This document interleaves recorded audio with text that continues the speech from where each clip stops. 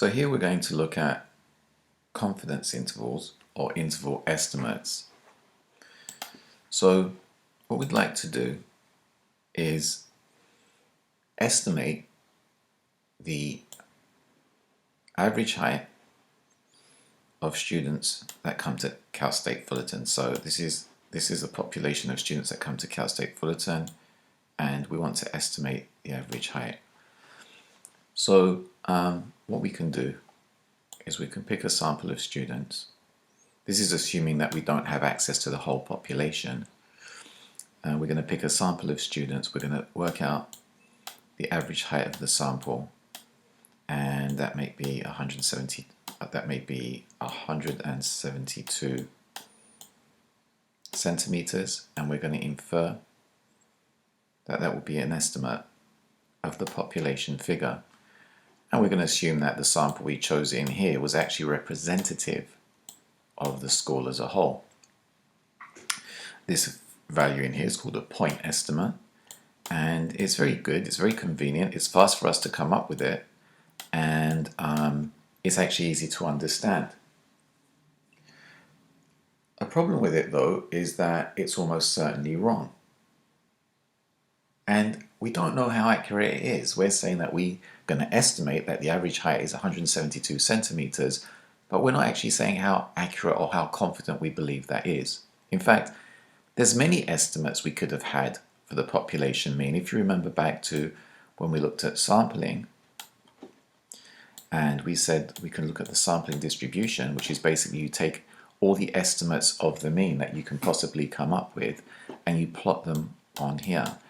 And the true figure, let's just suppose the true figure, which we're not supposed to know. Let's suppose it's 171. We'll put the true figure here right in the middle of all the estimates, because all these estimates are trying to estimate this true figure. And imagine we put all the estimates on here. This is another sample, and we find out what the average height is of this sample. Say, if you'd have chosen that as your representative sample, the average height from there could have been 168. So again, we could use this. We could have used that as our estimate of the mean. Again, you can see it's wrong, but it's fairly close. So if we put all the sample means, all the estimates on here, we're likely to come up with a normal distribution. And let's just do that again. Try and center that a bit better. Let's see, let's center it here.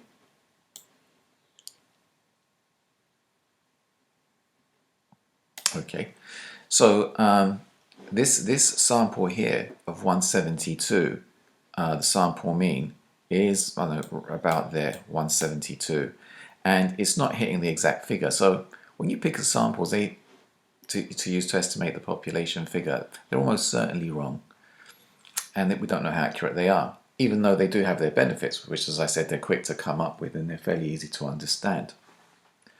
So rather than using a single point to estimate the mean, we can overcome these two problems of not knowing how accurate they are and then being almost certainly wrong. We can overcome these two problems by having an interval estimate. So before I move into the interval estimate, let me do this and remind you of something we did earlier. We said that we had something called the empirical rule, and the empirical rule said that if I have the mean and I add 2 standard deviations and subtract 2 standard deviations, we're going to get approximately 95% of the observations in that range. Actually, there was 3 parts to it. We said if you add 1 and subtract 1 standard deviation to the mean, you're going to get 68% of the observations or thereabouts in the range. And if you add and subtract 3 standard deviations to the mean, you're going to get approximately 100% of the observations in that range, around 99.7. So let's just suppose here that the standard deviation, or the standard error, I should say, is 5. If I add 2 standard deviations, 5 and another 5, that's going to take me up to 181. And if I subtract 2 standard deviations, 5 and 5, that's going to take me down to 161. Now, according to the empirical rule, once I do that, then in this range, I'll get 95%, approximately 95% of the estimates of average heights. And in the there's going to be, obviously, it's going to be 5% left over to share between the two sides over here. Now consider this. This sample I chose here of students that gave me an average height of 172. 172 is about here. Let me just draw it down here. So it's 172. 172. If I add this distance, and this distance, let's just, for now, let's give it a name. And let's call it the margin ME of error. And the margin of error is, in this case, is 10. The margin of error is the amount of standard deviations we had to add to the mean and then subtract from the mean. So this also would be called the margin of error, to actually obtain a 95% interval estimate. So the margin of error in this case was 2 times the standard deviation, and that led us to get our 95% interval. So we're going to take the 172, so our sample gave us 172, and I'm going to add the margin of error, which we said is 10 units. So that's going to take us up to 182. And I'm going to subtract 10, and that's going to take me down to 162. And you can see that this interval actually contains the true population mean of 171. It would be somewhere there. In fact, if I chose any sample which had a sample mean which was between 161 and 181, let's pick another one, and went through this same process. So pick any sample from in here. Let's just make a random one up. Supposing the sample from over here, let's take this one, gave me a sample mean of 168. Now the 168 falls in this range right here between 161 and 181. So let's say the 168 is around here. So that's the 168. And again, if I go through the same process of adding 10, that's going to take me up to 178. So I'm adding the margin of error, takes me to 178. And I'm going to subtract the margin of error over here, which is going to take me down to 158. Again, this interval contains the true population mean of 171 will be in the interval. In fact, when I randomly choose a sample from in here, there's a 95% chance that that sample will give me a value, an average height between 161 and 181.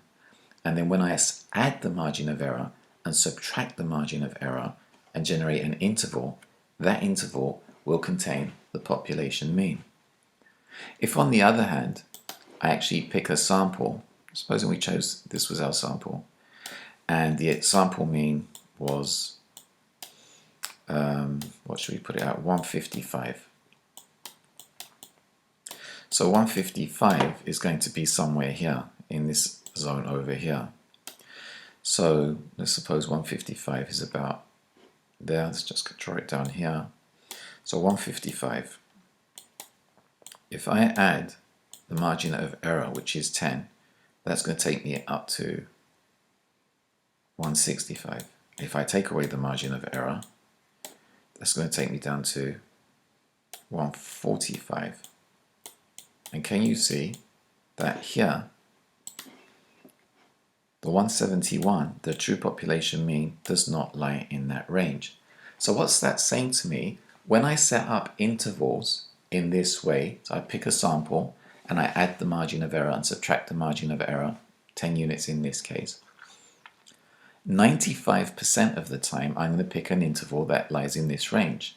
And if I do pick an interval that's in that range, if I pick a sample that's in that range, the interval will contain the mean.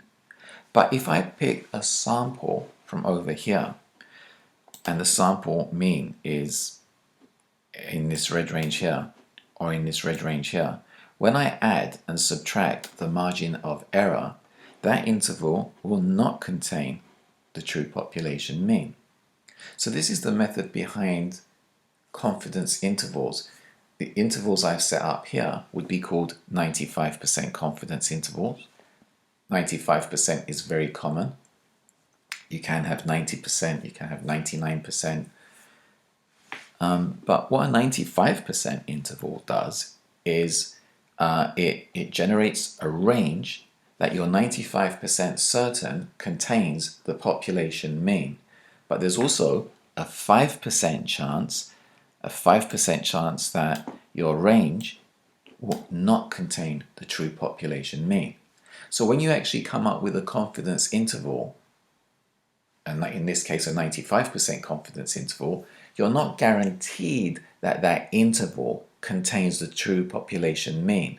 But you've got approximately a 95% chance that it does, and there's a 5% chance that it does not.